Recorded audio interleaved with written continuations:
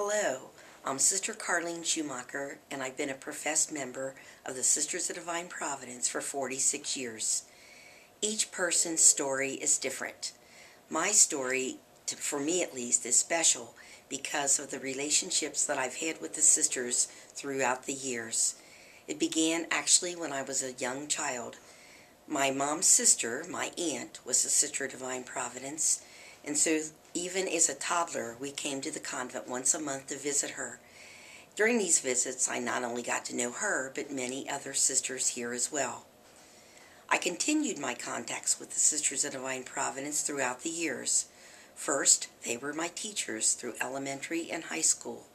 Secondly, the Sisters of Divine Providence were co-workers with me as I began my career as an elementary school teacher in Catholic schools. And third, and maybe most important, they were the ones who mentored me in my early years of religious formation in preparing to be a Sister of Divine Providence. As I look back on these years and look very closely at these contacts, I realized that the ages of the sisters and the personalities of the sisters were very different, and yet certain qualities always stayed in my mind. I'll name three of them. First was this deep joy and sense of contentment that I always felt when I was with them. I couldn't name it, and they maybe couldn't even name it, but it was very real, and it was there. And I knew that I wanted that. I wanted that same deep joy in my life. Secondly, I think I was always impressed by their simple lifestyle. It was very, very obvious by the clothing they wore, their relationships, in their surroundings. The convent, their parish houses, even their classrooms were always very attractive and clean, but very, very simple.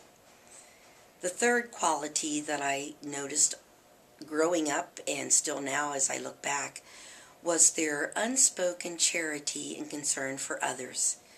As a student in grade school, I know firsthand, not from the sisters, but from my friends, the children that they helped, either by giving their families food or clothing or school supplies. They knew when the need was there, and they just quietly took care of the need. It was always unspoken, but the charity was very real and very sincere and heartwarming.